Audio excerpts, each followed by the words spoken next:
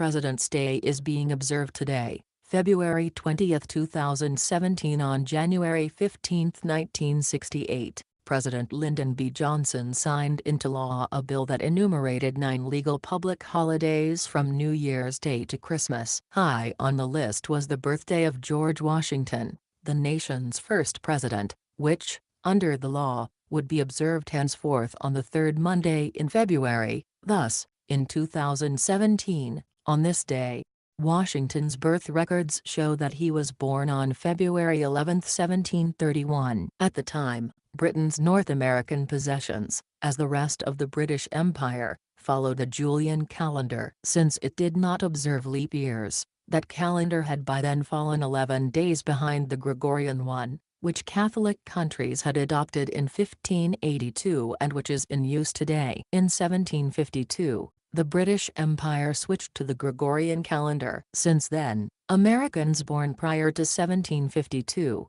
including Washington, have had their birthdays reoriented to what they would have been under the Gregorian calendar. Since February 11 under the Julian calendar would fall on February 22 under the Gregorian one, his birth date continues to be observed on the altered date.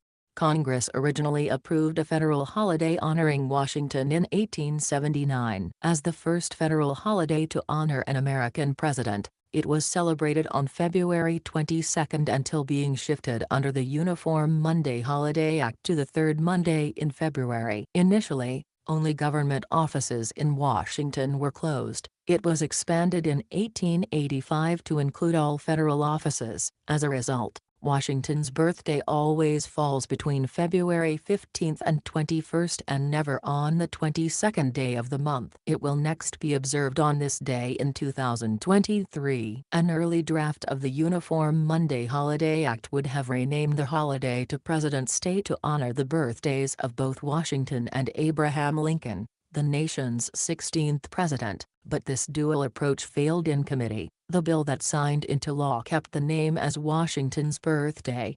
Until the late 1980s, corporate businesses generally closed on this day, as they would, say, on Christmas Day. Late in that decade, however, with a push from advertisers, the term President's Day began to be used widely. Today, many retail stores hold sales on this day, which is now called President's Day, without an apostrophe. As on Martin Luther King Jr. Day in January, Columbus Day in October and Veterans Day in November, most delivery services outside of the U.S. Postal Service offer regular service on this day as well. In addition, many schools hold classes on President's Day, although some schools, which used to close for a single day for both Lincoln's and Washington's birthday, now often close for the week for a midwinter recess.